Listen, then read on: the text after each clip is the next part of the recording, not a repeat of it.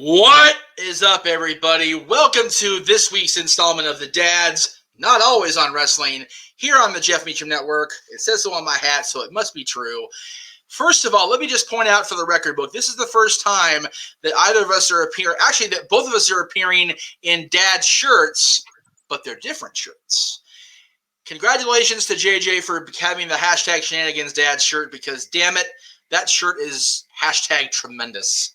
I love it. You know what? And I pushed for this shirt for a while. You did. Because I felt like it was such a thing for us that it needed to be documented.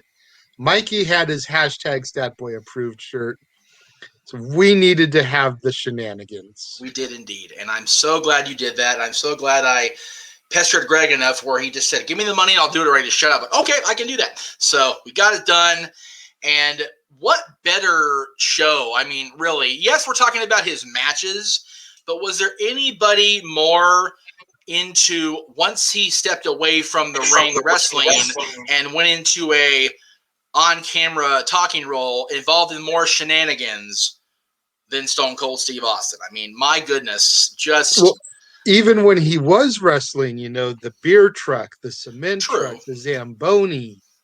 Right, but it wasn't as like those were shenanigans aplenty. It was shenanigans, but he definitely got more comedic. True. Toward the end of it. Like, granted, the beer truck was funny. I've seen the cement-filled Corvette in person at Access, the first Access. Matter of fact, I actually posed next to it, sitting in Vince's wheelchair, and almost got tossed out of the Anaheim Convention Center, which would have been the first time in that place.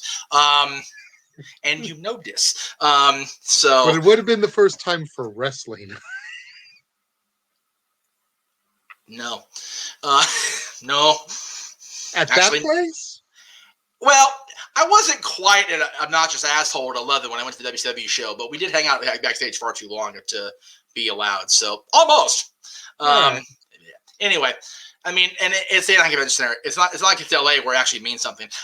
Anyway, here we go. We're off and rolling here, kids. So, and full disclosure, it's 7 o'clock Eastern, which means I have already gotten things ready for the day.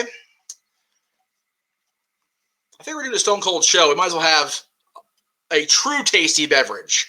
We've talked for years about tasty beverages within our little circle of crazy people here, but I wanted to have, I tried this once before. I wasn't a fan, but you know what? I got no Stone Cold props except for this little beauty back here in the corner. And my Stone Cold shirt is MIA, not TBD, like the other belts in my life that have been this year. So I figured, you know what? I'll go ahead and just do the stupid microphone. Stay. Okay, there we go. Always with the shenanigans. Anyway, so I'm gonna open this beer up here. I'm not gonna do a Stone Cold toast because then I'll get all over my damned desktop like I did earlier trying to prepare this show. So let me just. There it is, baby. Oh yeah. There we go. Easy there, Baba Louie. All right, that go away, fucker. All right, here we go. Oh man, them IPAs are heavy. Anyway, so being a wrestling show, we'll have JJ go first, but I do want to preface this with, I gave him the opportunity to, if he could find them, go back and look for the WCW and ECW stuff from Steve Austin, because with Peacock at taping time, the way it still is, it's kind of difficult to find these things, but they are out there, and I've seen them anyways many times. I know them off the top of my damn head. So I believe, if I'm not mistaken, you do have 10 WWF/E choices. Am I correct? Correct. Okay. Full disclosure, I just didn't have the time. Of course not. To try to search out on other platforms for the matches. No worries, dude. You know. So if something comes up that you mention, that as you discuss it, I remember or jogs my memory, then I will probably completely sign on as an honorable mention for that. I dig it. But, you know, I have 10 matches, like you said, all from Pretty much the Attitude Era. There's only one I feel that comes prior to the Attitude Era. Okay.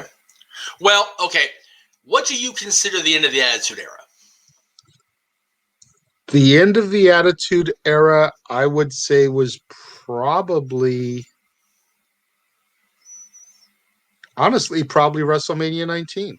I'll say I ask because they make a very distinct line drawn between the Attitude Era and the Ruthless Aggression Era in the Ruthless Aggression specials.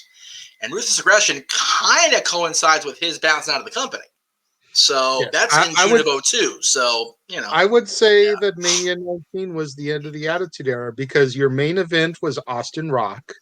One of it them, was yes. Austin's final, for lack of a better term, match. Right. And Rocky was already Hollywood. Yes. He only hung around for like one more month to fight Goldberg, if I remember right. And then disappeared pretty much until WrestleMania 20 the following year when he teamed up with Mick. This is what Goldberg makes me do, drink more. Anyway, yeah, that was Rock's last main event match at Mania as a full-time, quote-unquote, roster member. So yeah, I can definitely see where your logic is sound, as we talked about yesterday during our conversations with Star Trek memes. So logic applies here. So there was a GIF war on Messenger. He beat me in Star Trek gifts. I am shamed today. So anyway, with all that being said, now that I'm already clearly more stone cold out than I wanted to be, JJ, my friend, it's a non-wrestling week. Take it away, brother. Well, thank you, sir, for that lovely introduction. Okay. When it comes to the wrestling shows, I always feel like I'm set up going first. Because unless it's something like wrestling theme songs where I know I'm going to excel, right? I feel like I go through my list and then, pun intended, considering the man recovering today, you go hold my beer and then just begin to educate. That's it. With me not having the time to properly view these like I should, right, between work and sleep and production of my own show, I went by memory for a lot of these.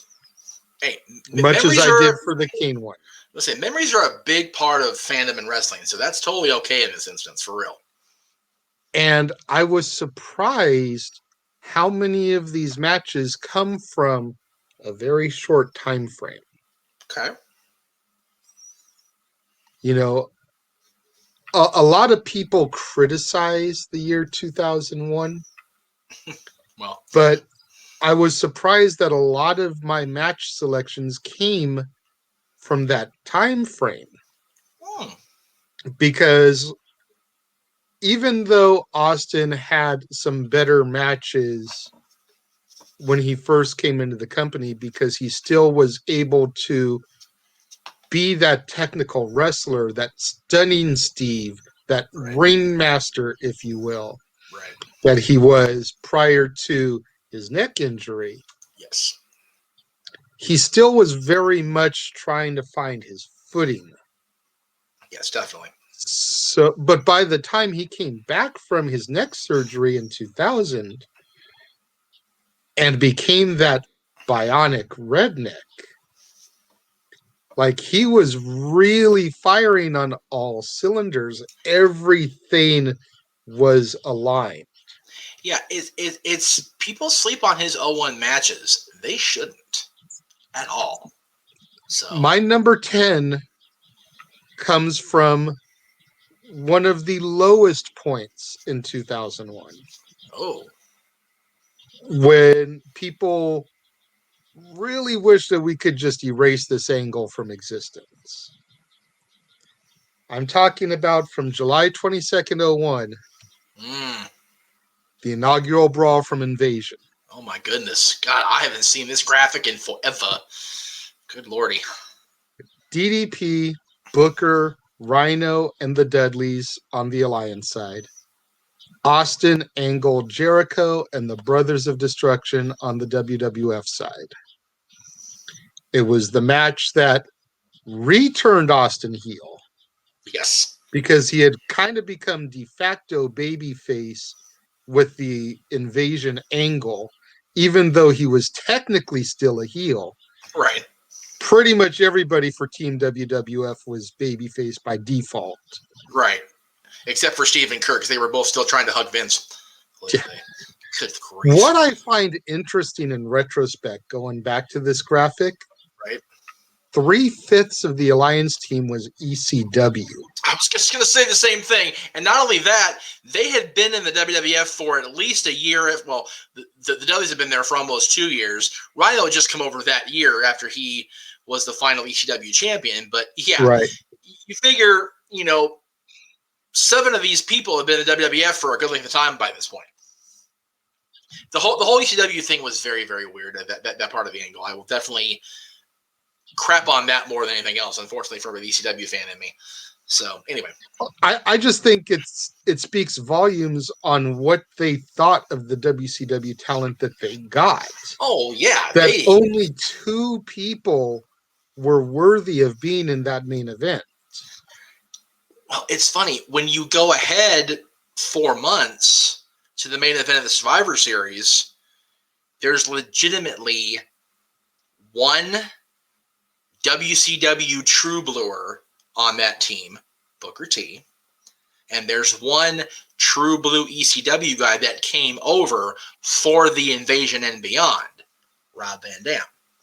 The other 3, Shane McMahon, who is as extreme as you get, Kurt Angle, who would have been in ECW had, Raven not crucified the Sandman that night he was there. God bless you, Scotty. We love you, brother. And Stone Cold Steve Austin, the very symbol of ECW. What? Go ahead. Carry on. What? And the guy who was fired by WCW over the phone by Bischoff's secretary, who told her secretary. Anyway, so yeah, great Alliance team there at the end. So this one makes at least a little more sense than the Survivor Series team. Wow. But the Invasion is what it is. I honestly did not dislike the Invasion angle. I enjoyed it. As did I, very much. Do I feel it could have been done better? Absolutely. There were some serious names in WWF at the time that if they had defected, could have changed the Invasion angle. Yes. And we'll get to a couple of those in a little bit. Oh, I'm sure. Also from 2001, my number 9. We're going to go to... Well, but before you go on from number 10, the real thing of this match is the story. Yeah. Because Steve literally helps the referee into the ring when Angle's got Booker in the ankle lock, and then boots Angle right in his big, not yet balding head. Well, balding, but not bald head. And then stuns him, drops him on his neck, on his chin, and helps Booker pin him. So the WWE champion celebrates with Paul Lee and the McMahon children as we go off the air in Cleveland, and you're going, I didn't expect that. Okay, cool. Anyway, carry on. I only said that because that was on my list. I wanted to make sure I made that a point. So carry on. No worries. My number 9, also from 01. Oh, wow. April 29th of 01. Oh, yes. And it was the night where the 2-man power trip took all the gold. Man, oh man. Even the cruddy quality of the graphic there, that's still that's a main event for main event's sake, man. Look at that thing. You got 4 Hall of Famers guaranteed there. 3 of them are already, if you count Hunter Bean and DX. So, if that's not here's our 4 besides The Rock Attitude Era stalwarts. Boom. Right? The only thing that could have made that graphic even more star-studded is if it had had Rock and Sock. I was going to say, triple threat. There you go. Rock and Sock in there, too. Of course, Foley was a retired, fired commissioner, and The Rock was out making movies with scorpions in them. So there you go. But still, I mean, you want to talk about, like you said, the pillars of the Attitude Era. That's right. Add Rock and Sock Connection to that match, and there you go. I was going to say, and the fact that Vince is backing Austin and Hunter, it's like the whole match is just bonkers. Here we go, Meacham. Those 6 men in a chamber match. Who wins? Ooh, golly. Okay, let me think on that as you go along here. Fair enough. We can get to that in the intermission. There you go. My number 8 match is the oldest match that I have on my list. Oh, okay. And it comes from June 23rd of 1996. And it was not the finals, no, but the semifinals of the King of the Ring tournament. Yes. Mark Marrow versus Austin. And Steve left a good part of his mouth at the hospital. Yeah. Oh, man. If I wasn't afraid of offending, like scaring the kids away, I'd have a shot of that, of his lip after the match, because, man, he looked like hell. Oh, yeah. But that match was damn solid. I was actually watching one of my wrestling bios on YouTube. Oh, there you go. And it was talking about the birth of Austin 316 and everything. Right. And the guy that did the videos said that very well could have been Marrow's best match. WWE-wise, it's hard to argue with it. Really. I mean... And that really made me stop and think, because I always loved this match. Right. But to think that, for lack of a better term, rookie Austin pulled Marrow's best WWF match out of him, right, and still ended up going to the hospital to get stitches before coming back, defeating Jake the Snake in 4 minutes and delivering that now iconic promo. Right. You also keep in mind, though, Marrow's only 3 months in himself there, because he debuted at WrestleMania backstage that night. At WrestleMania, when he had the fight with Hunter over Sable, which, seems so silly now looking back. Grief. Considering where all 4 of them have gone in their, path of romance and whatever down the... Oh, Lordy. Anyway, that's a whole other show. Hey-oh. Jesus Christ. That's the Jerry Springer version of the Jeff Meacham Network. Anyway. People visiting Suplex City on a regular. Anywho. Please don't eat him, Brock. I need him. At least every other week anyway. Don't put him in the hospital. Just call him and tell him stop. Something else. But I mean, I've always wondered what the Austin Roberts match would have been if Austin hadn't had to go to the hospital. Yeah.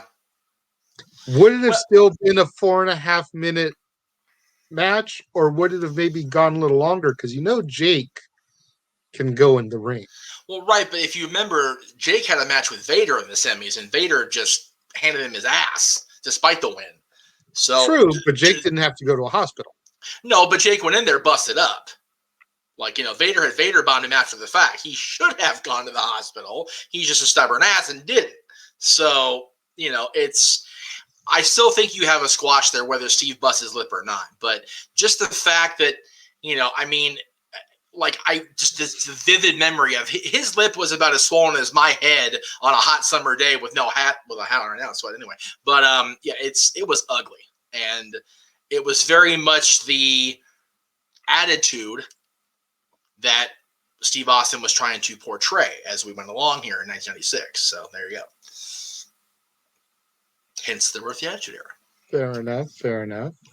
My number 7 comes from a night that history was made. Austin was on the losing end of this match. Okay. But from December 9th, 2001. Oh, wow. Okay. Jericho and Austin for the undisputed championship. I actually thought you were... I picture the way worse graphic. This is actually the one I would have used because I have this saved somewhere. It's actually a decent looking graphic. So Well, it's not the quality of the graphic; it's just the fact that there's no Austin and Jericho by themselves. well, because they weren't It's all supposed to know four. that. Well, we weren't supposed to know what was going to happen, so they couldn't have Right. that very well go. So They could have had it ready to go so that by the time we got to the main event, there was a graphic to present for them. Well, no, they just had the two belts fight each other and explode because explosions are cool in 2001 after 9/11. Dumbass. Anyway, God, freaking Vince. Anyway, carry on. But I mean, again, Jericho is Jericho is Jericho. Yeah. This is when Austin, Jericho becomes Jericho is Jericho is Jericho because he's got bragging rights forever. Austin is Austin is Austin. And the two of them wrestling that night for that belt. I just could not omit that from the list. It's unfortunate that we know the backstory from Jericho's point of view now.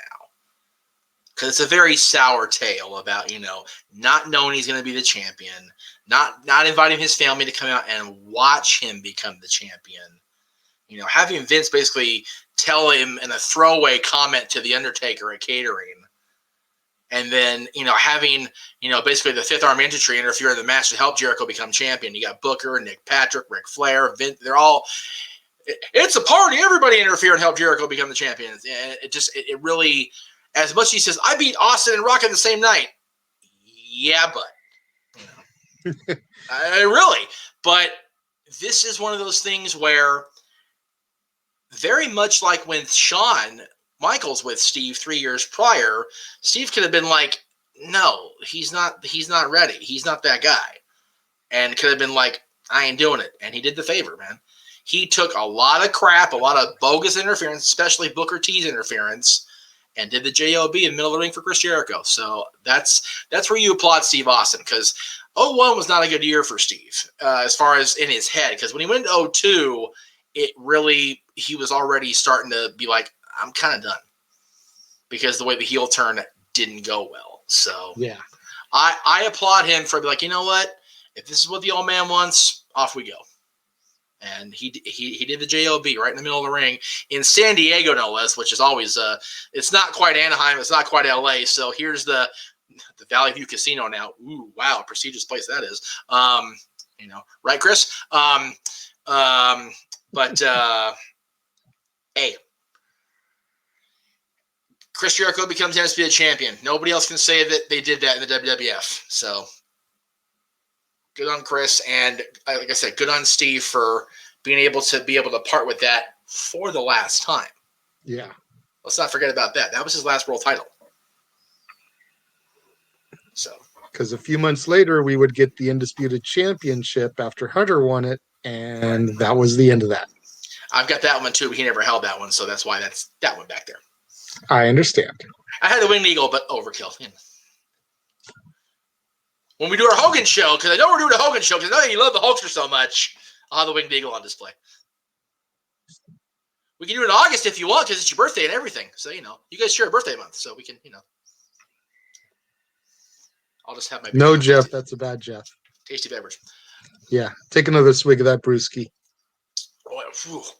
Oh yeah.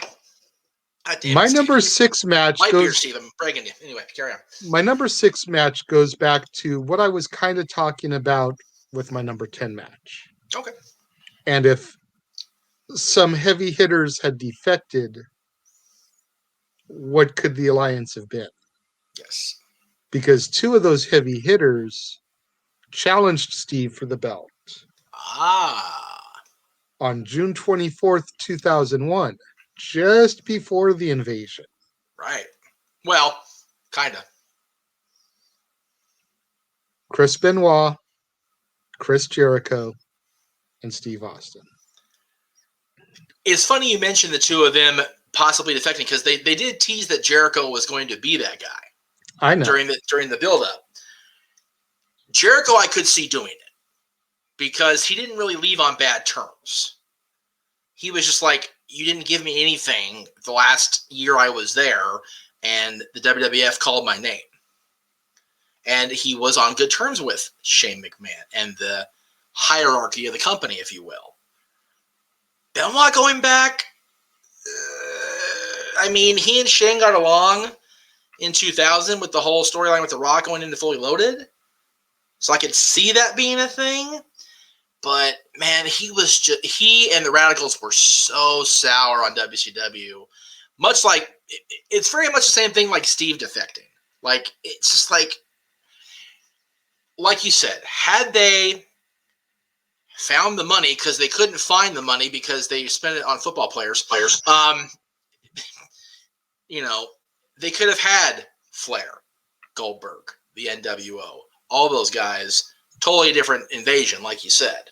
So he may have been sour on WCW, but he wasn't sour, I believe, on ECW. Benoit? Oh, no. And we have to remember that the Radicals were also ECW. Right.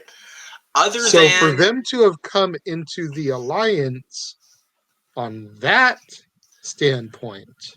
Well, you also remember Eddie was gone by then because he was on his termination thing. But Saturn and Benoit and Malenko ECW. And God, and again, you know, we're going off in the weeds here. Here we go. Shane Douglas coming in for that. And having Douglas and Malenko and Benoit back together. Holy shit. Like, oh, yeah, exactly. Thank you. I'm so glad somebody else remembers that besides me, damn it. Oh. And you know he did this just to F with this because he hated Flair so much. And I'm okay with that, by the way, because nobody cut a better anti-anybody promo than Shane Douglas on Ric Flair for years. Years. And then what really sucks is they bring him into the same company and Flair just buries him. It's like, come on, Russo, you're killing me. Oh. Anyway. Flair gets world title runs, you know, 2,500 and 2,600. Shane doesn't get anything higher than a U.S. title run by the time he leaves the company again. It's like, what's the point of that? Anyway, back here to Steve Austin land. What? Huh? I love this match. I absolutely love this match. I don't like the whole Booker almost breaks Steve Austin in 3 pieces part of it on the table. But, you know, is what it is, like we say. And there's a shirt for that, by the way, on Teespring. But it's on Greg's, so I don't plug it as much as I do mine. Because I asked him for it, and he put it on his. So, yeah. But I did like the intrigue of, are one of these guys going to jump? You know, and the added paranoia in the already twisted mind of the Rattlesnake and Vince. Am I going to lose one of these guys to my son because they're getting sour on me for being with Steve? Great. Again, we talked about this during the Kane show. Story is as important as the match. And great both here for me. And I'm going to let you talk now because it's your turn and I'm talking too much. I'm sorry. Lord, I apologize. And tasty beverage. It's all good. It's all good. See, I expect some of this stuff because where I have blanks in the matches, right, I know you can take the reins and carry me along. Well, it's one thing to take the reins. The other thing is take the fucking Santa sleigh. Oh, there goes the F word. Whoopsies. Take the Santa sleigh and deliver your presents instead of you delivering them. So, you know, it's kind of a... Just call you Scott Calvin. Dude, I would love that. Are you kidding me? You realize how much Tim Allen got paid for those movies? Jesus. Number 5 on my list. Yes. It is one of 2 matches where you can dispute the true beginning of the Attitude Era. Oh, okay. It's like, did this kick it off? Or a match that I come to a little bit later? Okay. Either way, we talked about this when we were talking about the Vengeance match. Austin's opponent could have very easily soured the deal, and by all rights, probably shouldn't have been in the ring in the first place. Oh, yeah. March 29th of 1998. Austin Michaels at Mania. Yeah, just a very interesting night, and we all know about it at this point. So, but yeah, a lot of things could have happened here that could have really screwed things up on levels. And now Michael's going into business for himself. Right. Michael's getting even more injured than he already was. And not be able to finish in the first place. Yeah, exactly. So Michael's hurting Austin because of how injured he already was. Michael's hurting Austin out of bitterness. Well, I feel that one kind of goes to with the Michael's going into business for himself. Yeah. But. And now knowing what we know after watching, I forget whatever special it was, that Taker was at the curtain taping his hands up like, we're finishing this the way we're going to finish it. Yeah. It's like, you already screwed Brett. Not going to screw Steve too, asshole. It's like, I was far enough away from the curtain where I didn't whoop somebody's ass in Montreal. I'll be damned if it's happening here in Boston. Somebody's getting their ass whooped here, and if it's Vince, so be it. But somebody's going to get the ass handed to him. But I mean, it was just a tremendous match, and really especially when you know the backstory of the match, the behind the music, if you will. Right. If you know the backstory of the match and you know the story of the match itself, you can see no matter how great Shawn Michaels was, is, always will be, you can see he is struggling just to stay upright. And then he's delivering that ridiculous Shawn Michaels elbow that only Shawn Michaels can deliver. And it's like, dude, you're insane. And then just, hitting that chin music, doing the stomp full board, just like boom, boom. I'm gonna kick his teeth down his throat, like I've been doing the last month. For what it was and who was in it and how they were in that match, oh my god, dude, masterpiece. Yeah. I mean, really. Yeah, very much so, very much so. And even if it's disputed that may have been the start of the Attitude Era, it was definitely the beginning of the Austin era. Jericho. Wow. Okay. Just cut off of the Stone Cold beer. It's time for the water portion of the show, ladies and gentlemen. That's why I just stick to my caffeinated tea. You know what? Like I said, I had no Stone Cold props today. I figured I would go ahead and I am shame again. So anyway, the JR said it on commentary. That the Austin era has begun, and you can talk about WrestleMania 13, and you can talk about the Raw is War either prior to that or the night after that with the start of the 2 hours and the starting of Raw being called Raw is War, being the actual, okay, we're taking a new direction. So there's been a lot of talk about that for years. They even had a thing on the network before Peacock decided to ruffle its feathers and change everything and make it all screwy. The birth of the 1997, the birth of Attitude. It's like, there was a big panel on that with Attitude Era people. So, but this is the one that said, okay, the guy that's got the most attitude is our guy now. Here we go down the road.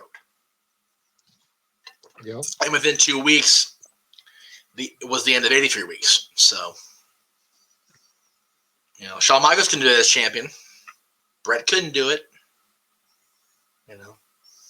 Psycho Sid couldn't do it.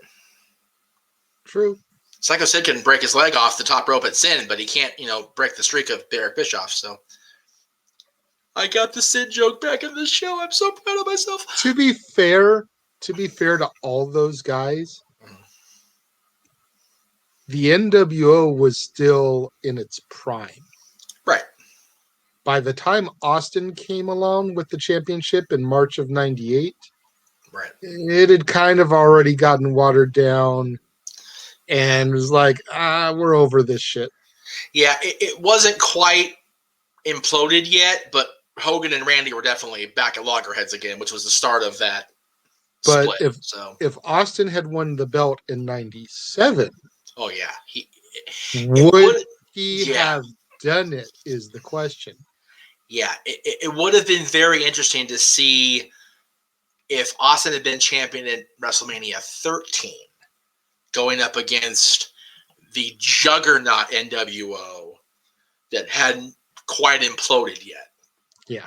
That would have been a very interesting twist and seeing how that went. Because, well, okay, we'll get into that during the NWO show in a month. But it's just like, I mean, but just think about I didn't mean to like get us off in the Right. weeds as we do, but you talk about how Brett and Shawn and Sid and Taker couldn't do it. Would Austin have even been able to do it if it had been a year prior and the NWO was still in its prime? Yeah. I don't know. Yeah. And that's the thing. The fact that we can't say definitively that even Steve Austin, when he was on the rise in 1997, we don't know if he could have been the guy to take down the NWO. Before getting dropped on his head by Owen. Right. And when you think about it, if Steve's a champion and Brett and Shawn aren't, does Brett leave? And then if Brett doesn't leave, he's on Vince's side fighting the NWO with the rest of them. It's a whole different war, man. Like, it really is. Something to chew on for the next month before we do the NWO show, kids. There you go. Food for thought. Food for thought. Food and tasty beverage, which is water. Water now, because Jeff's drinking too much. 5 years later, though, yes, my number 4 match occurred. Okay. From March 30th of 2003. Oh, okay. The final chapter of Austin and The Rock. Very surprised it's not number 1. I'm not going to lie.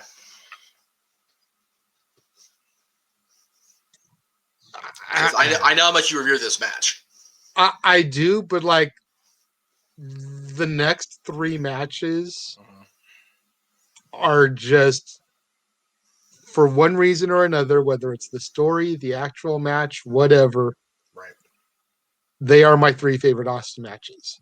Fair enough. Well, but that's what it's supposed to be, so you're good. Exactly. So that's why this one came in 4th. Like, right. It's right there with those, man. Oh, for sure. It's right there with those. When you think about this is the closest one to us here in proximity, and Team XMV was damn near on the road to Seattle. We had to cancel it, not in the last minute, but close to it. Man, I would have loved to have had full video coverage, all of it, at, I forget what it's called now. I don't think it was called the Kingdome at that point. Safeco Field. Jesus Christ, Jeff. That would have been so awesome. Yeah. Especially with the 4 main events, especially who was in those 4 main events, man. I mean, we talk about God, the fact that Michaels shouldn't have been in the ring in the last match. Oh God, yes. Austin shouldn't have been in the ring for this one. He was discharged from the hospital hours before lacing up his boots and putting on that vest one more time. Yeah. OMR, one more round. He was so hepped up on energy drinks with all that ephedra shit in it and all them other things he had been trying to do to get there that his body went, nope. And nobody knew except JR and Vince. And The Rock, obviously, because you can't not have The Rock know what's going on. But the fact that nobody knew until the movie came out at WrestleMania 20 a year later. Yeah. Like, we knew he retired. But we didn't know how bad, like how close it was to him retiring from existence. Like, that's... And you know, what do you do if you're Vince McMahon? Right? And Austin is released from the hospital hours before the match and comes to you and says, I can't do this. Yeah. Like, I want to, but they're telling me I don't. You know, what if Austin comes to him with a Randy the Ram, you know? Yeah. If I do this, I could die in the ring. Yeah. And on the day of your Super Bowl, if you're Vince McMahon, what do you do? And when you think about the fact that Vince not only is running the show, he's got to be in the ring himself that night. Against his biggest star ever besides Steve. Like, talk about Steve being like in a place in his head. Where's Vince at? Like, his two biggest stars are both on this show for the first time in both really big main event matches on the same card, and one of them's with him. Like, he's got to be going in his head, but we all know Vince, man. He's like, all right, let's do it, because he's a pro. Yeah. And I think if Steve would have come and said, I think if he would have said that he's not doing it, Vince would have panicked. I think if he did the Randy the Ram, Vince would have said no. I really think Vince would have been like, no, you're not gonna die in the middle of Safeco Field, because that talk about a PR nightmare of Owen levels. Yeah, no. Right. Yeah, no way. I can say with certainty Vince would not have allowed that to happen. I can look back even now, almost 20 years later, and say Vince would not have allowed him to go to the ring if he pulled the Randy the Ram moment. If he said the doctors recommend I don't, but I'm going ahead, I think Vince would have really thought about it and then made a game time decision. But I can't picture that WrestleMania without that match. Right? Because Hogan, I mean, you almost would be forced to do Rock Hogan 3. Yeah, right. Which throws everything off, because Montreal was such a definitive, we screwed Hogan. The Rock's done with his ass. It's my turn, being Vince. So to have to backtrack would have been, again, you pull one thread, in this case, disaster. Just a complete unraveling of every damn thing. And then you top it off with Brock nearly killing his damn self in the main event. Vince is going, okay, Linda, you're running shit. I need to go home and like not do this. I'm going to lose my damn mind here. Like, for real.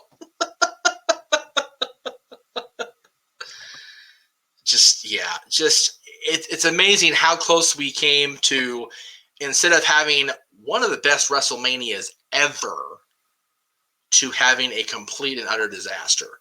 Yeah. Because of one person.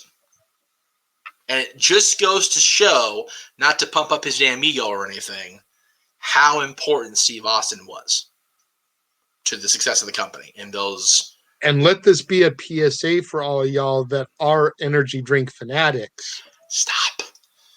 You don't have to stop, but moderation is key. Yeah. And moderation is key. One a day, like a cup of coffee, maybe. 2, 3, 4, 5 a day, yeah. No. If you read his book and see how much he was putting down, whew, man. Yeah. Whew. No. My number 3 is definitely here because of story purposes. Okay.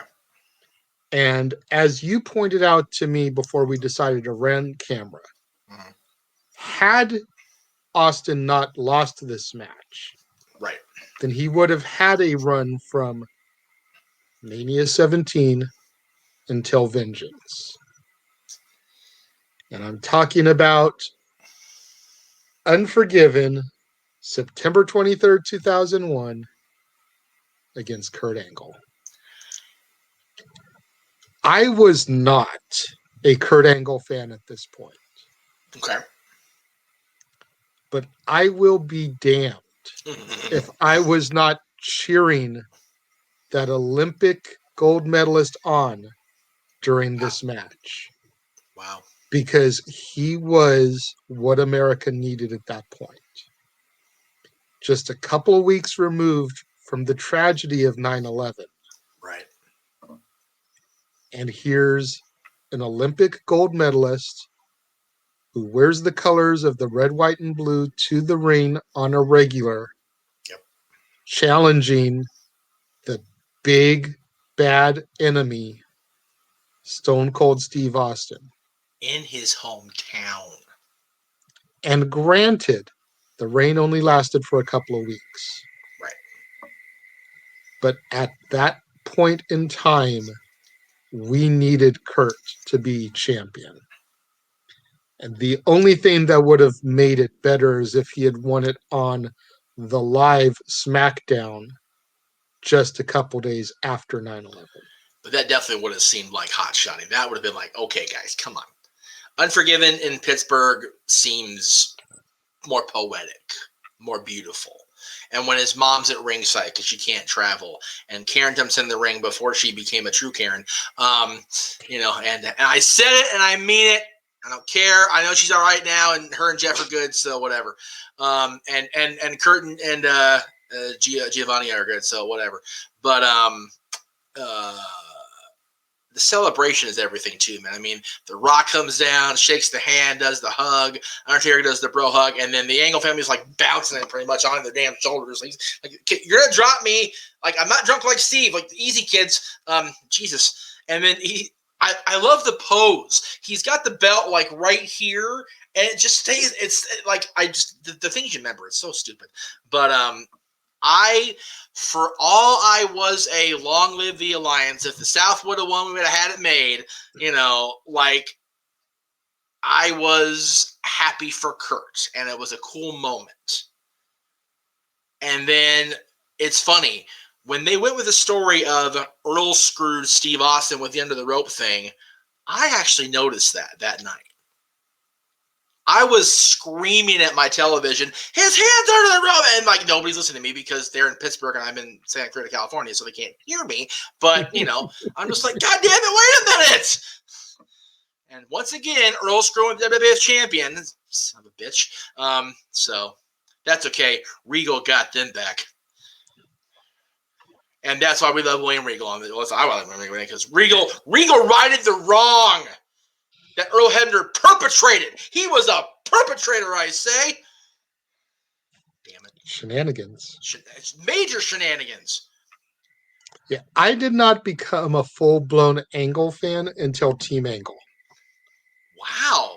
That was around the time when I really started to recognize the greatness of who Kurt was. Because honestly, Jay, I'll get for into my list here the whole first couple years of his run, I was like, dude, this guy, I don't know, like he's all in our every reason to not like the heel. I didn't like the heel, right? And it wasn't even because I was so pro babyface, anti heels, because there were other heels I did like. I know this, but I just couldn't get behind Angle. Right. And it wasn't until Team Angle that I really could start realizing the greatness of who he was and what he was doing. I honestly, and again, this is going to sound silly, but we are so Olympic loving in this house. So I was a fan of Kurt coming in, but when your big debut, you beat John Stasiak. Dude, you beat your meat. Congratulations. Shit's real now. Here we go. Bartender, can we cut this man off? I got myself off. I'm drinking water for the last 20 minutes. His first year was so goofy. Like, he was a complete goof.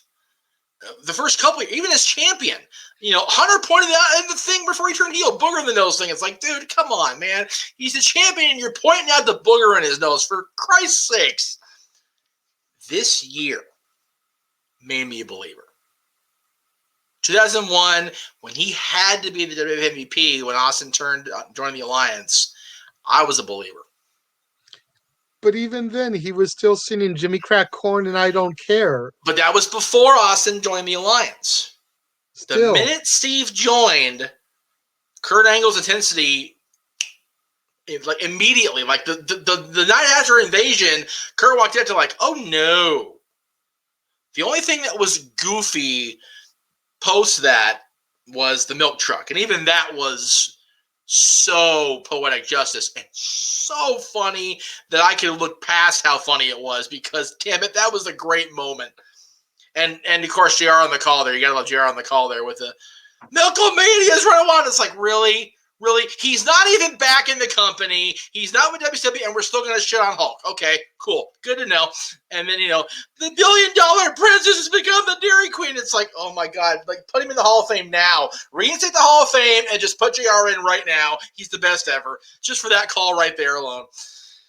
Oh, and then if you have the DVD of SummerSlam, which I recommend you buy if you don't have it already, if you can find it on eBay or whatever, the stuff after Raw went off the air, holy shit, just tremendous.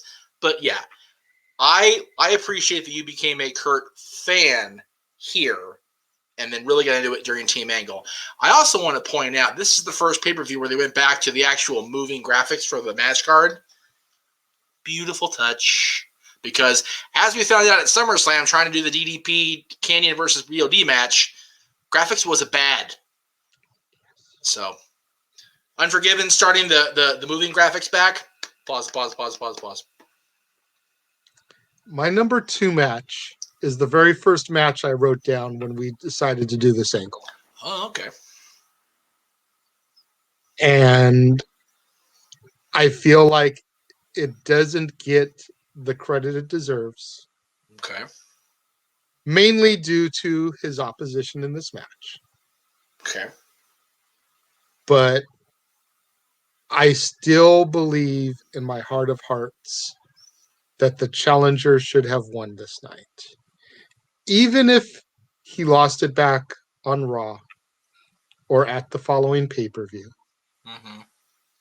I feel like everything was so hot in this match that the title should have been moved.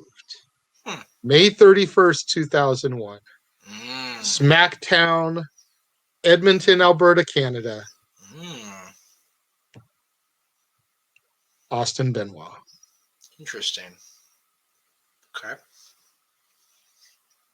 I do believe, and I could be wrong, but I do believe this was the debut of the 10 German suplexes. Yes. A move that I discovered was Austin's suggestion. Mm-hmm. And this is less than a full year after coming off of major neck surgery. Yeah. Steve cannot go to booking meetings having been drunk first anymore. But when I discovered that was his idea, right? I was like, yeah, exactly. Hats off to Steve. Yeah, major tip of the cap. I can't do that because I got a headset on, so it'll look really stupid if I do that. But yeah. Yeah. But I mean, he recognized in Benoit the greatness that laid there. Yep. And was willing to do whatever it took to put him over. Other than actually putting him over. And Benoit even said, Steve made me that night. He did.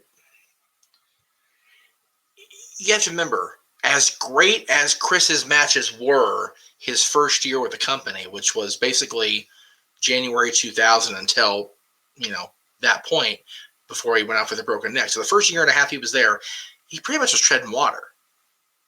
Like, he had the win over The Rock and Fully Loaded, much like Jericho had the win over Triple H in April. That was a phantom win. Didn't happen. But he was forever in intercontinental European land.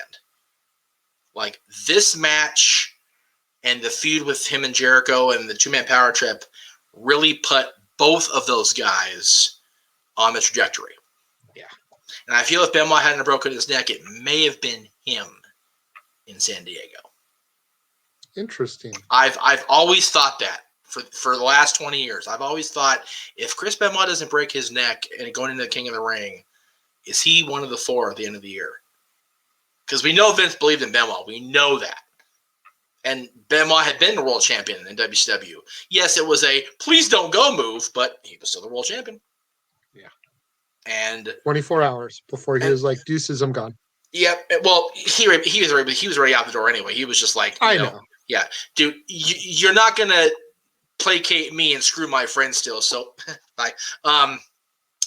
And kudos to him for that conviction. I love that.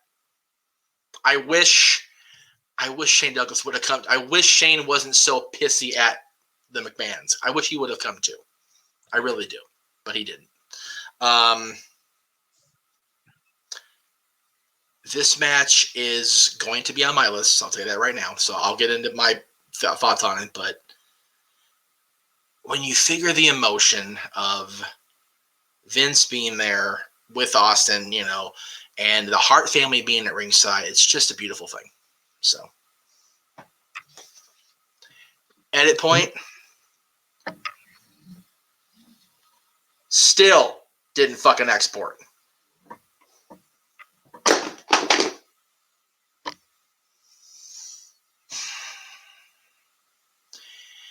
Coronary today. Carry on. Brings us now to my number one. Yes. Because I'm curious now what's number one if it's not, because I know you love that Benoit match so much. So, and the Austin Rock thing was a few matches ago. So I'm like, well, but if you think about it, I mentioned my number 5, Austin Michaels, as one of the moments that arguably started the Attitude Era. Okay, that's true. True. And I haven't touched on the other match. No, you have not. Which is my number 1. Very nice. I dig it the most. Submission match, Austin and Brett. Beautiful. For every bit that Austin made Benoit, Brett made Austin here. Yep, I agree. And you love to talk about how I weave my stories. Yes. Austin Michaels should have never been in the match in the first place. Austin Rock, Austin should have never been in the match in the first place. Austin Benoit, Austin made Benoit. Austin Hart made Austin. Austin Do you Hart. see? Do you see now the web that I wove there with my stories? Both Austin Hart here had knees that, had Shawn Michaels had that knee, he would have lost a smile again. God damn they it. both went into that match with, okay, and again, I'm not going to shit on Shawn. Maybe. I'm gonna try. They both had legitimate knee injuries going into this match where they shouldn't have been in the ring that night, especially Steve. And they both pulled off the match that saved this WrestleMania from being 9 and 11 level bad WrestleManias. Like, really, I'm not even trying to be funny about that. This match saved this WrestleMania from being a complete poop WrestleMania. So, and man, and God bless Ken Shamrock, man. He totally sold the referee anything. Steve, if you're gonna answer, like he's totally like, if you don't, it's like, okay, he's already unconscious, Ken. We're trying to move the show along here. You're not in the octagon. Just ring the damn bell. Breathe, brother. But it was an amazing emotion. He did great. And you know, the double turn thing does get over talked about, especially now. But it was so beautifully done. Yes. Oh my God. You know, it's hard for me to think of another double turn that was done so brilliantly as this. I know. It's so funny. You know, it's one of those things where I liken it to a couple different Ric Flair matches. When Flair and Randy Savage had their rematch in Hershey in 1992, after Flair and Perfect had destroyed Randy's knee at Mania and at SummerSlam against when he faced the Warrior, and Randy passed out from the figure 4 and Hebner counted them down for 3. As Hebner do. They were told they were going through the motions. When Steve and Brett do a similar type thing where Steve's just beat down so bad he passes out, it's the greatest thing since sliced bread. Again, Flair being a little bitter critter there, but I kind of see where he's coming from.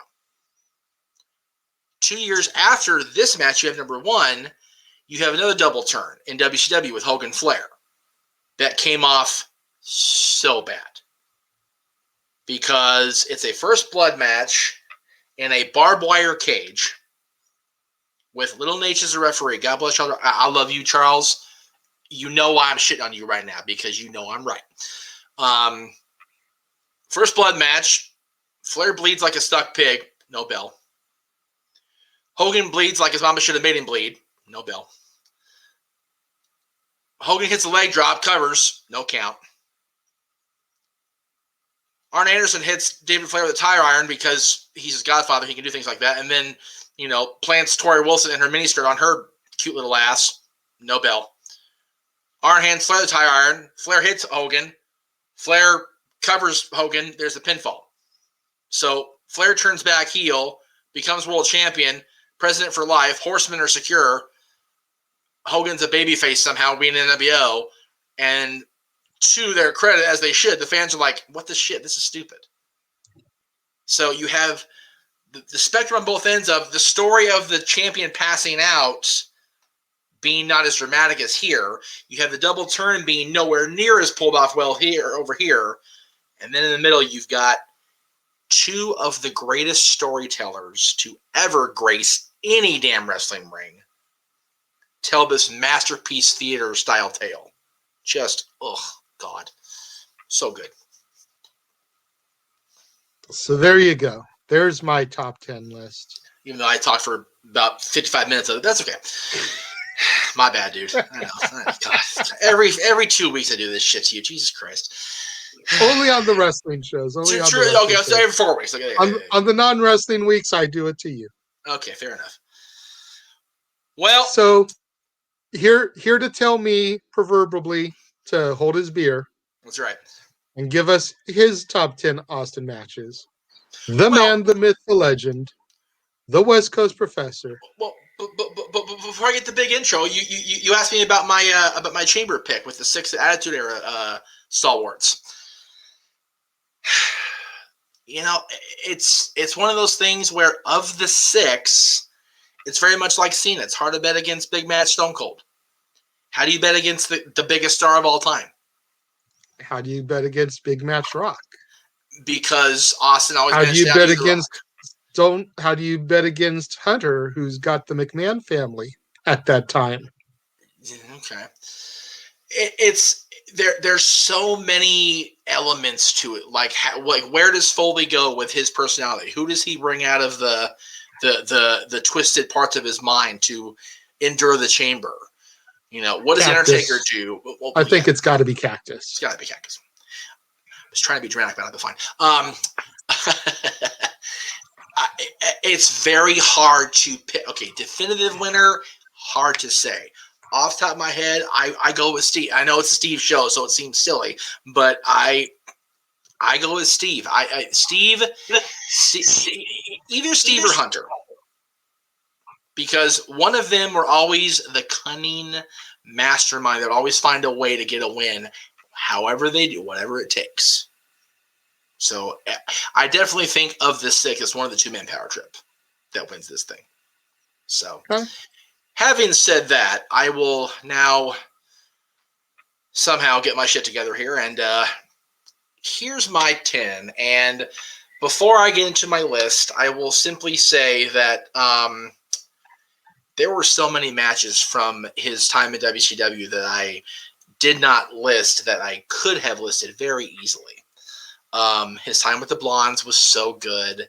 His feud with Steamboat for the TV and the U.S. title were always great matches. So there's a lot of good in WCW. Excuse me, ECW. He had 2 matches. So I'm kind of not like anything about the fact that you didn't have ECW match because there wasn't a whole lot to go off of. If we're talking moments, ECW is like half the list because, damn it, his promos were tremendous. But with that, I will now do my thing here. So I'm just going to come out hot and heavy with a completely hot take match here for my number 10. Because you wouldn't think I would put this particular version of this person in any sort of top 10 of anything. Uh-oh. But the match was fun. The story was fun. Ridiculous, like goofy at times, but it was a fun match. The people in Milwaukee loved it, and it was just a hell of a way to send Mick Foley off into his deviation back into Mankind. Over the Edge, 1998, Dude Love challenges the Rattlesnake with Vince refereeing, Jerry Briscoe timekeeping, Pat Patterson biasly ring announcing, and The Undertaker pacing. Just fun as hell to watch.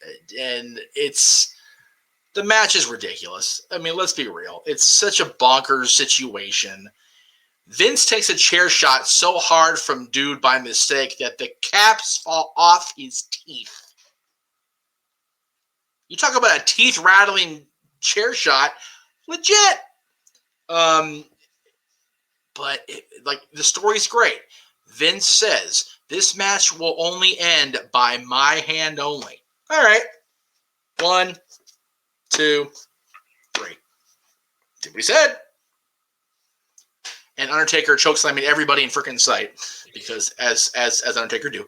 So, you know. And hey, God bless Jerry and Pat for taking the chokeslams full on through those tables, man. They were 500 years old each as it was back then. So God bless both those guys. They're crazy as hell. Pat was already a Hall of Famer by then. I mean, Jesus. I mean, never mind. That would have been way in poor taste. Let's not even go there with Pat. Love Pat. Yeah. Woo. Okay. So, but yes, the fact that Dude Love appears on a top 10 list, even Big Foley will tell you, Jeff, stop drinking water. Anyway, number 9 is one of 2 times WCW appears on my list for Mr. Austin. Okay. It is much like this last match, a very people-heavy match. There's actually WCW 10. Do? Yeah. Well, it's very much a WCW match. There's 10 people involved. 5-on-5 in 2 rings and 1 cage. Sting Squadron versus Dangerous Alliance. Okay, wait. Cue Regal voice. War Games! Wrestle War 92. I mean, without trying to crap on anybody in this match, I love everybody in this match. When you really look at everybody involved here, the only one that you're not 100% sure is going to make the Hall of Fame, although if they had a Hall of Fame for nicest guy in the business, Bob Eaton would certainly make it. Rick Rude, Larry Zbyszko, Bobby Eaton, Arn Anderson, Stunning Steve Austin. Everybody on that team now is in the Hall of Fame except for Bobby. Against Hall of Famer Ricky Steamboat, Hall of Famer Barry Windham, soon to be Hall of Famer, I'm sure, Dustin Rhodes at some point. Possibly Hall of Famer Nikita. I think Nikita should be in the Hall of Fame. I really do. And Team Captain Sting, Hall of Famer. This is probably the best War Games WCW ever did.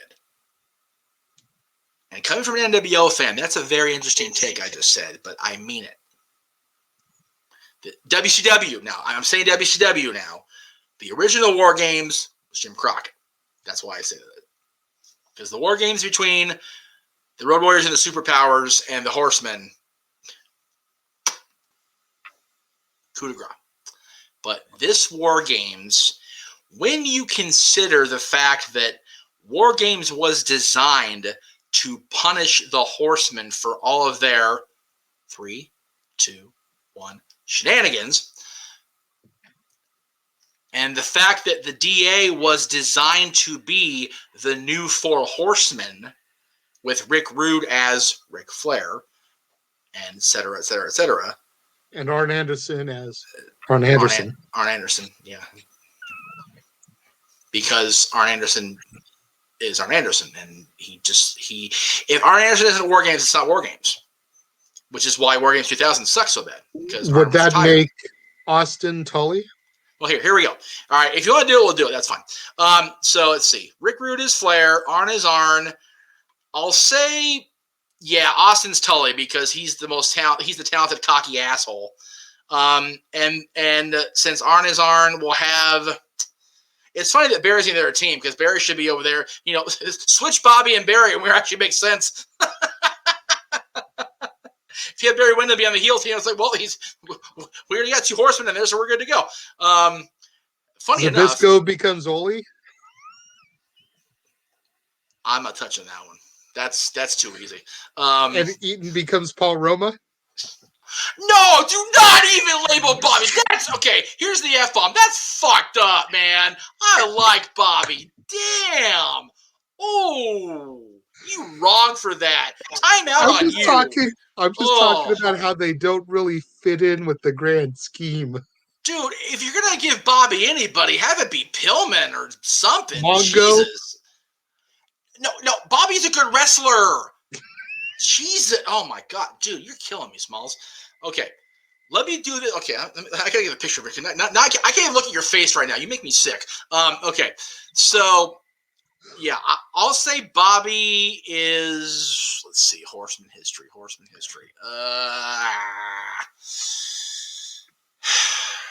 Either Benoit or Malenko. There you go. That makes sense. God, Paul Roma. Jeez. Looking at that picture, I almost said Lex Luger.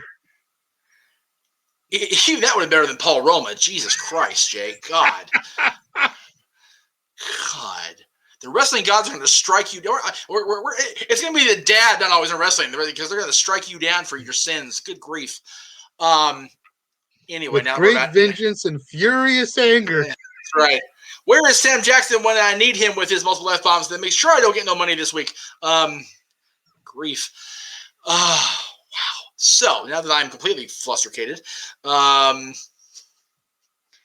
when you think about the fact that the DA was designed to be the new Horseman and Sting was the ultimate consummate babyface and his team was out to make sure the DA did not completely take over WCW as Paul intended, how else do you solve this for War Games? So good. And everybody in here was so great. Very little blood because Turner 92 was like, oh no. Even with Watts at the helm, they were very non-bloody because, they had his hands tied. So with a very limited amount of color, it actually was a very great match. So I love it. I'll have to check that one out. I don't think I've ever seen that one. It's definitely worth diving into the freaking colored ruffled feathers of the peacock for sure. So take one person from each side of this War Games match, move them forward 2 years and 2 months ahead to Bash at the Beach 94, and you have my number 8 as the then United States Heavyweight Champion, Stunning Steve Austin, faces the challenge of arguably the greatest pure babyface in wrestling history, Ricky the Dragon Steamboat.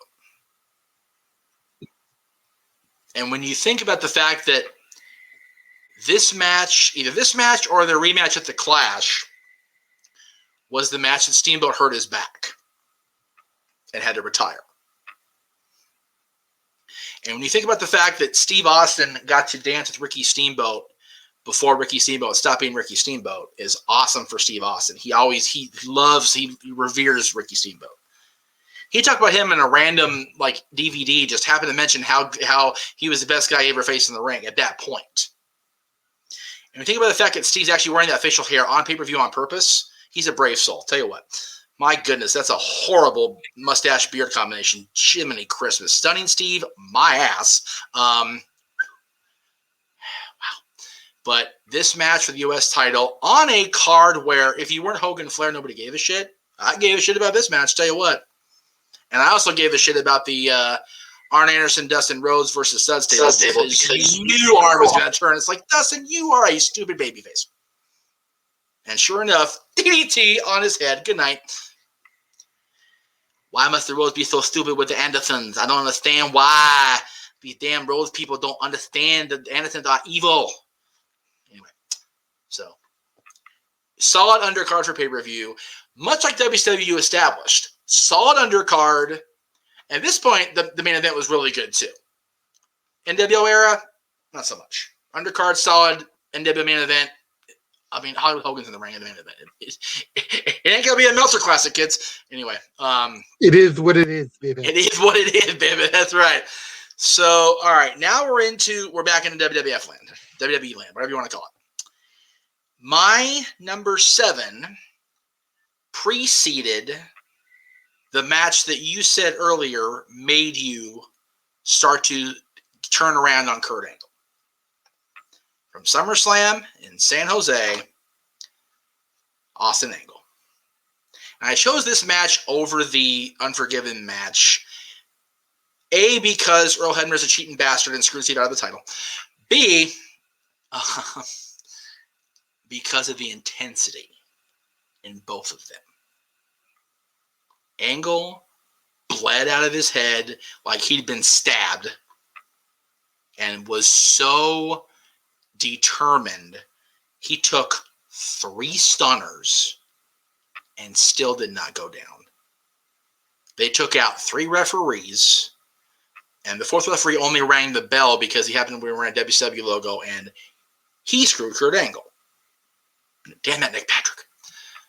But for my money, there was no more intense WWF title match during the invasion than this match. You were convinced that Kurt would have to die to be put down, and you were equally as convinced that Steve would be more than happy to kill him because Austin was crazy. Number 6 is going to probably piss everybody off. Ooh. Really don't give a shit. It is one of 2 times this pairing, one-on-one, appears on my list. But this match is not a WrestleMania match. This match is the reason we have a Backlash pay-per-view. Ooh. WrestleMania Okay. Revenge. Backlash 99, Stone Cold versus The Rock. As amazing as these 2 guys did in Philadelphia, I'm not going to take that away from either one of them. Steve went into that match in Philadelphia with his head screwed on crooked. No vest, divorce imminent, and it still was a great moment in history that he became the champion again, and that he overcame the McMahons, that he overcame the corporation. But he wasn't satisfied. He wanted his belt back. He wanted his Smoking Skull belt. And Vince was, surprisingly, we know now it was all part of the corporate ministry plot, willing to give it back to him. And Shane, that snot-nosed little toe rag of a son of his, was like, nah, I'll give it to The Rock instead. And taunt him with it. Now, I will say this. Steve Austin willfully, knowingly, and in front of the world on TV, destroyed a brand new Lincoln Continental and a beautiful hearse leading up to this match. I find fault with that. Because that Lincoln Continental was beautiful. You're wrong for that, Steve. You're wrong for that. However, you would think by now that Steve had learned, don't turn your back on anybody next to a gravesite or next to anything Undertaker-ish.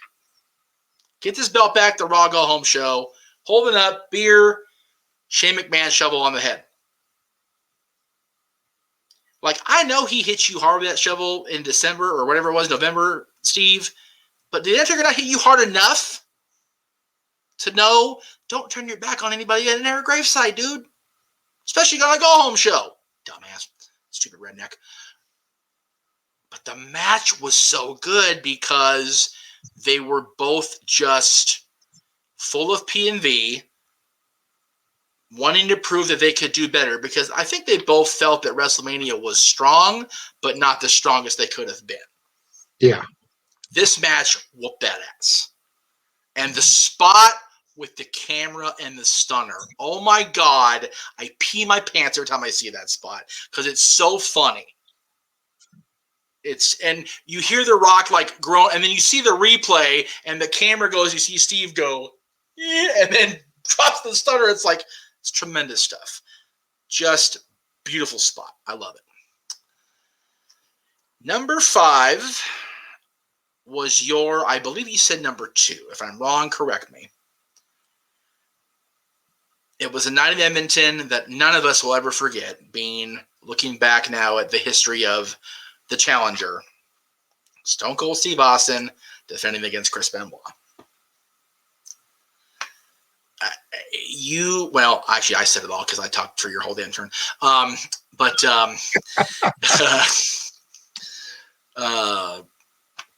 Again, I still stand by what I said. I think if Chris doesn't get hurt leading up to the King of the Ring, he may have been champion at the end of the year. I stand by it. He was ready. He was 100% ready. And the fact that it took 3 more years for him to be a WWE World Champion is, I mean, granted, he sat out a year. I get it. But the other 2 years, come on. Like, if anything, if it wasn't here, it should have been the Royal Rumble against Angle. And I know they were going to Brock and trying to get there and whatever, but, you know, hindsight is a bitch and a burden. And so, yeah. Number 4, I was surprised I didn't. I don't know if you even consider this because we didn't talk about this match. Steve, at this point in 1996, was riding that wave. He was the hottest thing in wrestling, not throwing up a Wolfpack sign with a logo very similar to this, which you'll see on the show in about a month. And his opponent for the night had been gone for a while. And he had made a decision to remain with the WWF. And Austin had been riding this guy on audio, on promos, and the opponent finally said, all right, I'll meet you at the Garden. Stone Cold Steve Austin versus Bret Hart, their first televised one-on-one match. And I did not know this. I remember this part about it being a number 1 contender match, but it makes sense because Bret faced Sid the next month, so it makes sense that was the number 1 contender match. As much as I detested the whole recycling of the Roddy Bret finish, which is like, come on, man, you can't do anything better creatively than that. The other 95% of the match, oh my God. Like, this is why DiBiase chose him as the ringmaster. This is why he had been stunning Steve Austin, the technical wizard, for so long. He and Bret went into the Garden, and you know the Garden crowd, they will tell you if you done did it one way or the other. They were the whole match. And for a guy who had been gone for 8 months, sitting on pouty timeout because his TV show went south, and a guy who they still weren't entirely convinced yet. Yeah, Osprey 16 was already cooking with gas, but they still weren't sure, and they were in their big market where only a few months prior, the business had totally been blown wide open, kayfabe-wise. Austin and exactly. It all ties back to those boys. July 9th. Anyway, actually July 5th is the whole week. It's a whole week of NWO. That's it, baby. There you go. These two guys went, what curtain call? Look what we just did. Bret did to Shawn what Shawn had always done. Follow that. And to be fair, as dramatic as Shawn versus Sid was that night, I don't think it did. Bret and Steve told a masterpiece here. Yeah. I just think that this match gets lost in the shuffle. Mm-hmm. And that's why I didn't think about it, consider it, remember it, because Survivor Series 96 for me is always remembered as the debut of The Rock. Right. I always forget that Bret and Austin had a match here because everyone thinks about the double turn at Mania. Yes. Right. Yep. Yep. And, you know, it's hard to get your mind out of the Jerry curl and the fringe of Dwayne Johnson. So, you know, it's sure that Dwayne. Pineapple Jerry curl is epic on all kinds of levels. The Chia Pet Company missed a huge opportunity. That's all I'm going to say. Yeah. Huge money. Especially now. Like retro Chia. Come on. Rocky hadn't become the marketing juggernaut that he Right. was Right. at that point, and by the time he became that, Chia Pet had pretty much fizzled out. Right. Telling you, man, retro Chia can be a thing. Damn it. Yeah. I would drop $20 for a Rocky Maivia Chia Pet. Hell yes, dude. Hell yes, I would. I Make buy. it so. That's right. That's right. Where's my Picard meme when I need it? Damn it. Anyway. Oh wait, no, I forgot. You won that war. You son of a bitch. Anyway. Damn it. So number 3 again. I don't know if you considered it, considering that you were very 2001 centric on your side. But this is the match for me that told me Steve Austin's back from injury. And he and his opponent went into a very long match. So long that it was actually 3 stages of hell.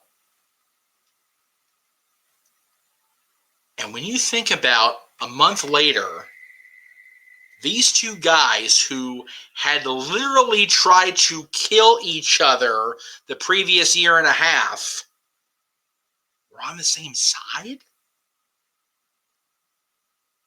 And it wasn't like it was like hot shot booking because the invasion was going to happen. They did that before Hunter got hurt and they hot shotted the invasion.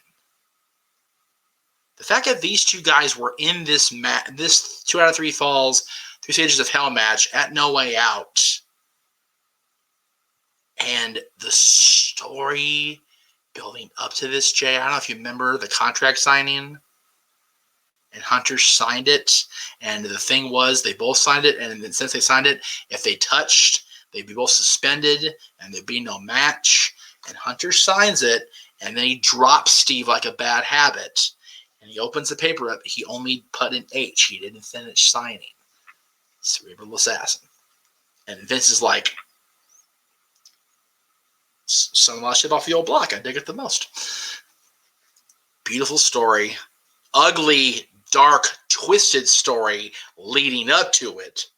If you think about the previous 2 years of Triple H becoming champion and doing whatever he had to do to make sure Steve was not the champion anymore.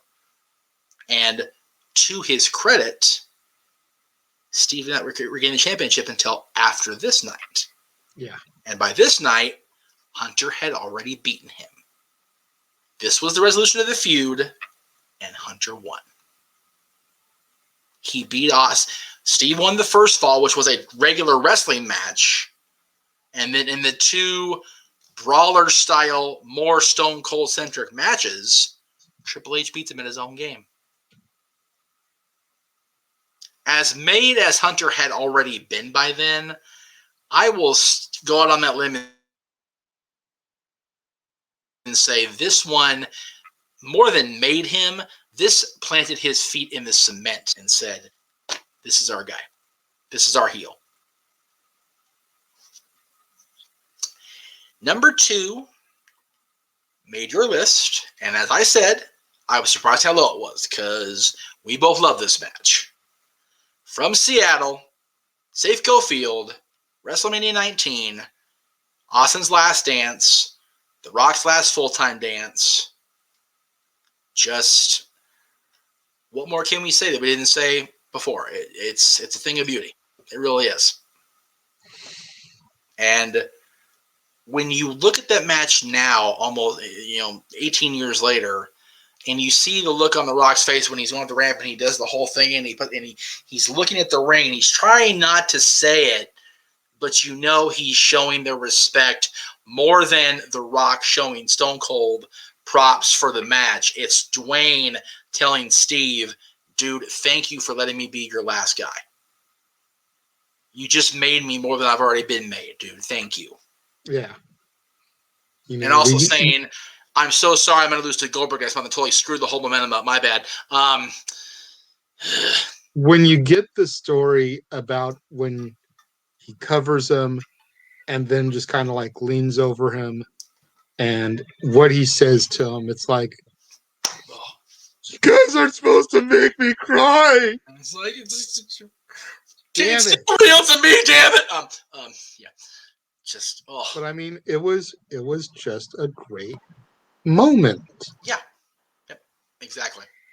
Very much like, I said that you could argue that Austin Brett at Mania or Austin Michaels at Mania started the Attitude Era. This was the end of it, in my opinion. Right. When you think about the fact that this match was on this night, and Mr. McMahon had one of his better outings against the guy who had personified the previous era, yeah, I can definitely see where your theory holds true. Number one was also your number one. Great minds, man. Great minds. This match, again, the fact that you and I, independent of each other, list this match as number one for Steve Austin. The fact that this is Aaron Riff's favorite match, period. And Aaron's been a fan longer than I have, which is something. Scary, quite frankly. It may have been a fan longer than me. They clearly have no life. Love you, boss. Goddamn, Jay. I sit there and I wonder, is this the greatest WrestleMania match of all time? Like, there's been so many great WrestleMania matches, moments, crowds, everything. But so many people go back to this moment between these two gentlemen that, I mean, Steve Austin was the guy that wasn't supposed to be. He was the guy that WCW didn't want no mo, that couldn't market him with the black boots and the black trunks and the black vest. That Paulie could get over like Rover talking. But his matches in ECW? Nah. Well, again, you have to factor in the fact that he only had two. He was there for such a short amount of time in the grand scheme of things. Had he had a longer tenure, we very well could be discussing some of his stuff there. Well, and you also remember he was still rehabbing the tricep too. So there's a lot of things that go into his ECW run. My point is, Steve Williams was supposed to be the guy that was supposed to be a good mechanic and, sit there in that mid card and just do his thing. And he wasn't content to do that. No. And Brett was like, was in him. And Brett very much was like a Terry Funk, like, dude, give me him. Give me him. I got this. I can make him. I can make him. I can make him too. This is why I don't reference Beyond the Mat with JJ. Anyway. And if you're gonna do it, you gotta do the Paulie voice too. Well, I can make him. I can definitely. You gotta do the full Paulie impersonating Terry Funk, or it's just not good enough. Damn it. We have standards on this network. They've been throwing me out the window with my drunkenness, but damn it, Jay, we have standards here. Yeah. Cyrus is about to come down and, take his charge. You know what? Okay. Don Callis, I love you, Don, but man, dude, I wanted Rod to kick your head off so much 20 years ago. Just right clean off your damn shoulders. Jesus Christ. Bing! Into the third row of the Hammerstein. Just make it happen. Anyway. I very much, and I definitely want to get Aaron's opinion on this once this show airs. I really want to talk to him tonight after we get off the air here, before he goes into the SmackDown review, because Lord knows he has to review SmackDown because the Tribal Chief demands it. The fact that all three of us have this match in such high regard.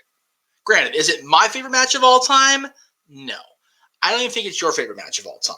No. But the fact that it's number one on both our Steve Austin lists. When you consider how many awesome matches Steve Austin has had, it's just a thing of beauty. It really is. It's beautiful in its ugliness and its bloodiness and its grit. It's just tremendous. You know, one of the things I always come back to this match is the fact that Eric Bischoff said that he couldn't market Austin. Yeah. And then Austin gets busted open, bleeding. And what does WWE do? T-shirt, blood from a stone. Marketing. I almost bought that shirt off of Extreme Wrestling for this show because I knew it was going to be my number one match. I couldn't get the shipping to coordinate here in time.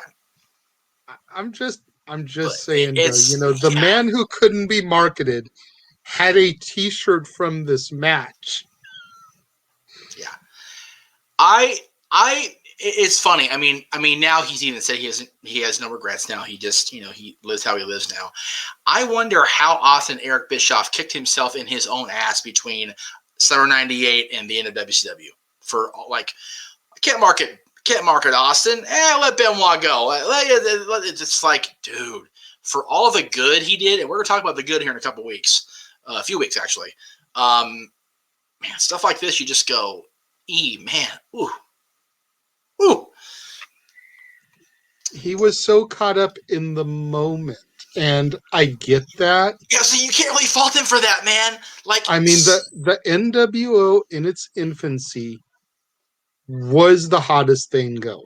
Colossal high for the business, period. And like you said, we'll get to that in about a month. But I mean, Austin had only cut the Austin 316 promo about a month before the NWO really kicked off.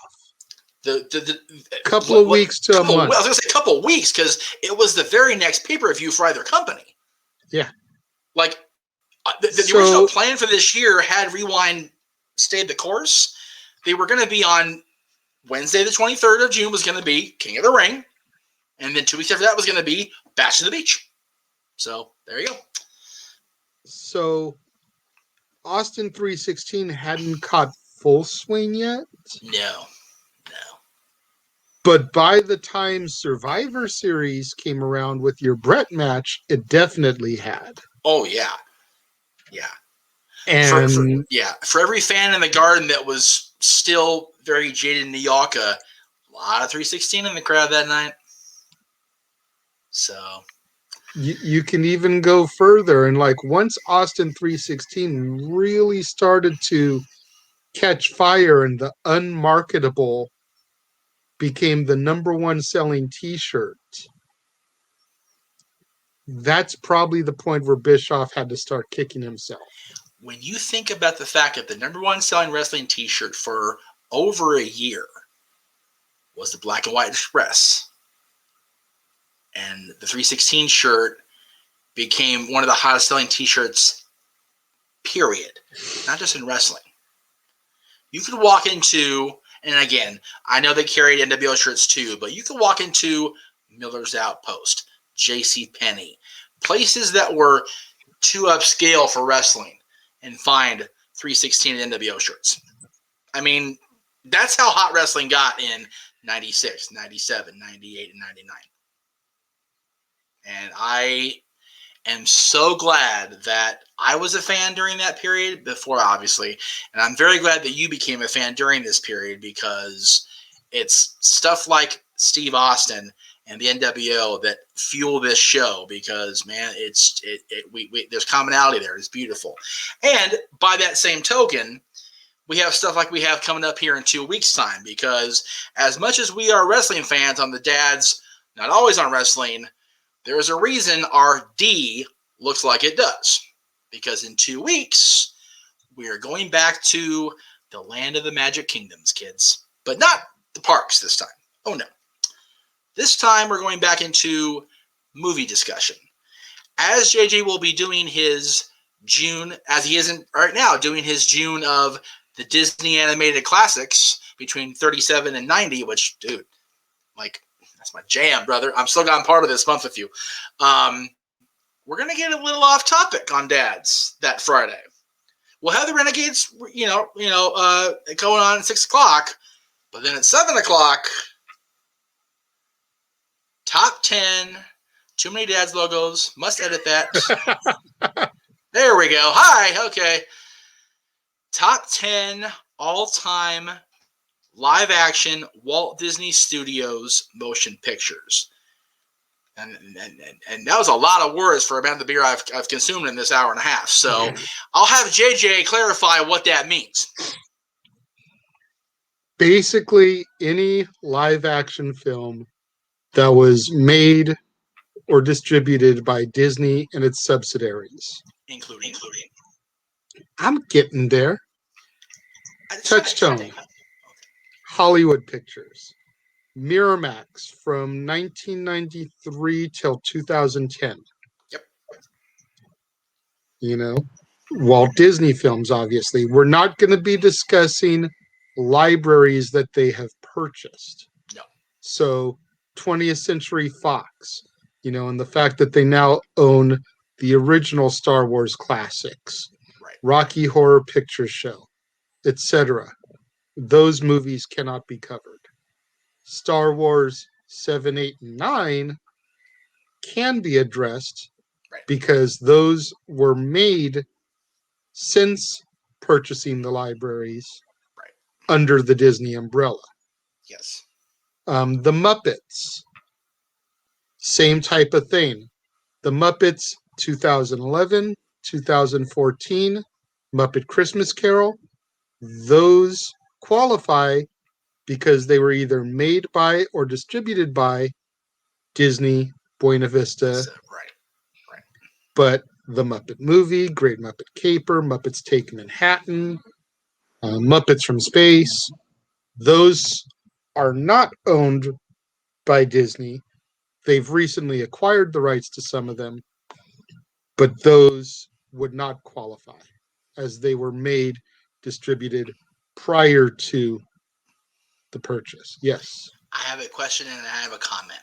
Yes. My comment is, if anybody purposely tries to claim ownership of Muppets from Space, they need to have their alcohol levels questioned. Wow. Bad. Muppets from Space is the only Muppet movie to feature two former WCW World Heavyweight Champions. So say what you will about the film, it all ties back to wrestling. That's right.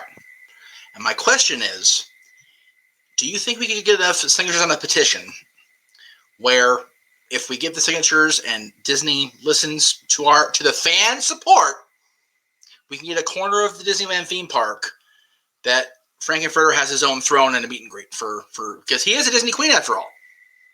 Because they bought. I think they should. Once Halloween starts to come around, I think that it should be a trade-off between Jack and Sally and Frankenfurter over by the mansion. Because you can't tell me that mansion doesn't fit. I want Disney After Dark to be the Rocky Horror Haunted Mansion. I want it to be a thing right now. I want it to happen now. That's a scary thought, isn't it? Anyway, I know it's not going to happen. I'm just being silly. But it's so funny because I had this vivid memory of getting an email from Aaron years ago that Universal was putting on a Rocky Horror stage show that was pretty much the play. Just like kind of foxed out because we all saw the Fox TV special, and we don't talk about that because we have standards in class. So I would love to see something. They own the property. Why not? I just want to see Mickey as Riff Raff. Oh, Jesus Christ! And Here Minnie we go. as Magenta. Okay, wait. Doing the time warp. Okay. If you remember your callbacks from Rocky, Uncle Jay, you just advocated for Mickey and Minnie to have elbow sex. You wrong for that. On levels. You know what? They've been a couple since 1928, okay? Well, that's the thing. They freaking 93 years old. That's probably all they can do is elbow sex at this point. Anyway, we're going to hell. We're going to straight freaking hell. That's it. It's over. So while we're going to hell, let's bring the Black and White Express with us because 2 weeks after the Disney shenanigans, top 10, we're going to round out my NWO week here on the Championship Network. with our top 10 greatest moments in the history of the new world order. Now, an episode of Dad's Not Always on Wrestling that is guaranteed to be too sweet.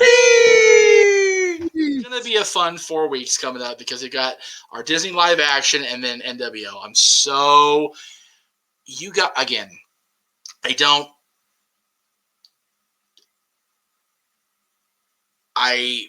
it's really like, it's creepy how much I love the NWO and how crazy it is to me that both the Austin 316 promo this month and next month the NWO are both 25 years old.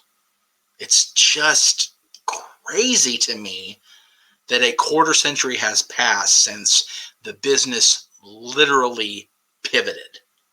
Just in that 2 week span.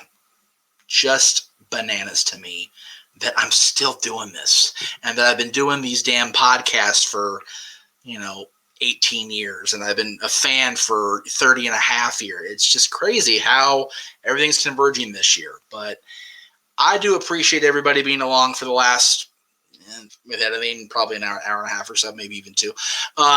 Most of me talking because that's what I do.